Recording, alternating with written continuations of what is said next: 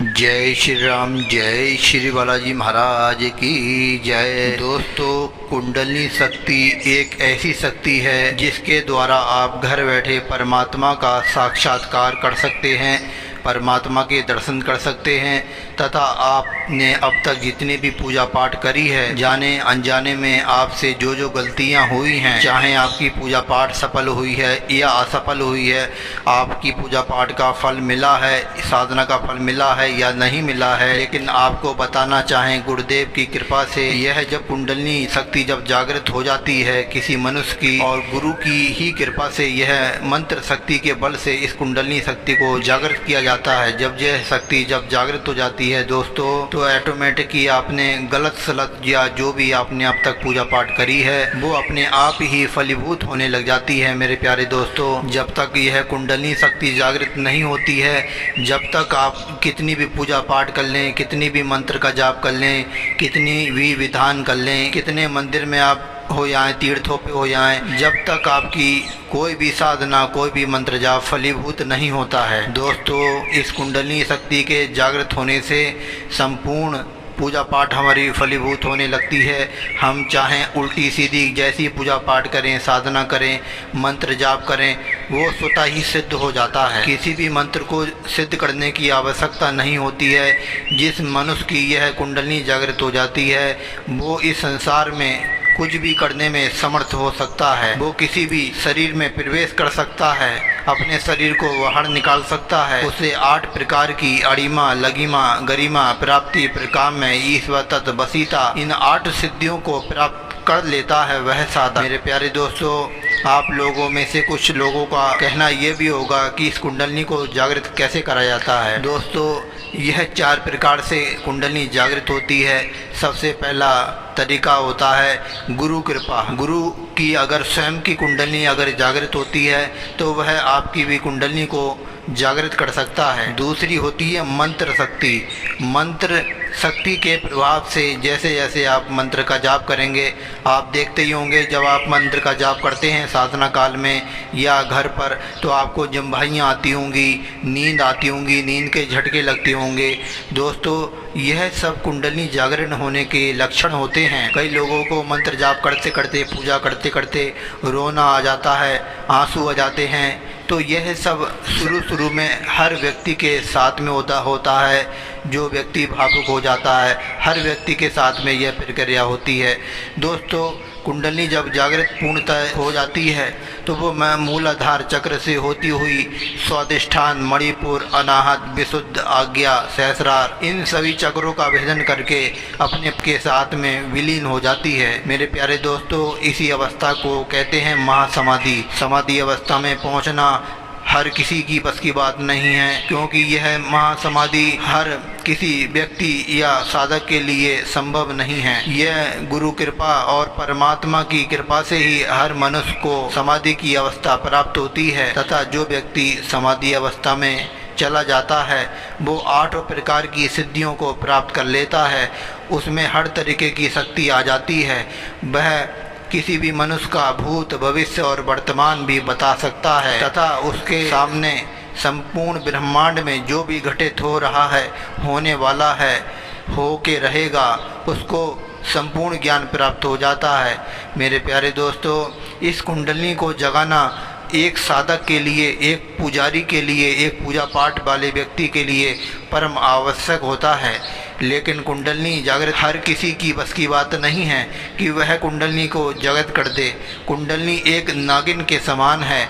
अगर आप इसको हठ योग से जागृत करेंगे तो यह कुपित हो जाती है।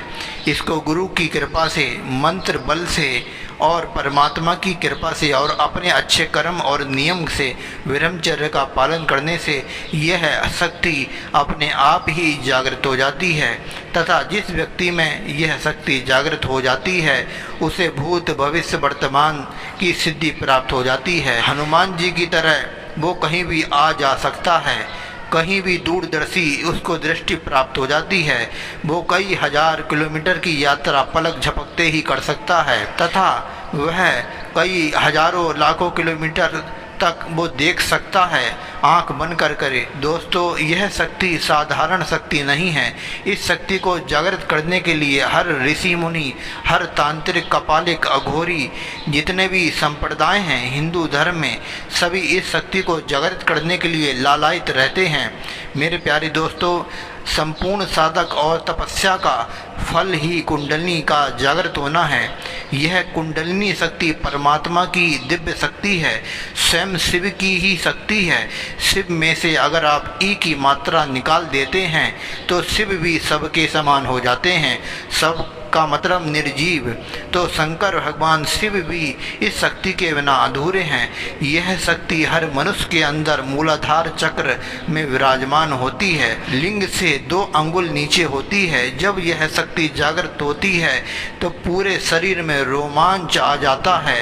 इंसान को अलग अलग प्रकार के अलग अलग अनुभव होने लगते हैं। कोई रोने लगता है, कोई गाने लगता है, कोई परमात्मा के आनंद में झूमने लगता है। तथा हर व्यक्ति के 84 लाख योनियों में से निकलकर जो जीव आया है उसके अनुसार उसको वही अनुभव होते हैं। जब कुंडलिनी जागृत होती है, कुंडलिनी जागृत होने के पश्चात मनुष्य जब 84 लाख योनि से निकल के आता है तो तरह तरह के संस्कार उसके जीवात्मा में होते हैं। तथा जब यह शक्ति जागृत होती है तो वह 84 लाख संस्कारों को भस्म करती है। इस शक्ति का एक नाम पापाग्नि है। ये अपनी अग्नि में सभी 84 लाख संस्कारों को नष्ट कर देती है। दोस्तों, इस कुंडलिनी की जितनी महिमा करी जाए उतनी कम है। इस शक्ति के 7 चक्र होते हैं, मूलाधार से लेकर सहस्रार तक। यह शक्ति जब जागृत हो जाती है तो मूलाधार से उठकर स्वादिष्ठान, मणिपुर, विशुद्ध, अनाहत, आज्ञा, सहस्रार 1000 पंखड़ी वाला होता है। समस्त चक्रों का भेदन कर करके आगे बढ़ती है तथा दिव्य और अलौकिक अनुभव होते हैं। परमात्मा की कृपा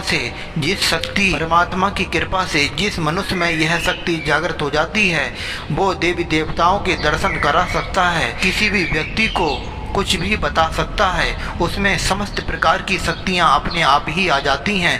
कोई सिद्धि आपको करने की आवश्यकता नहीं होती है।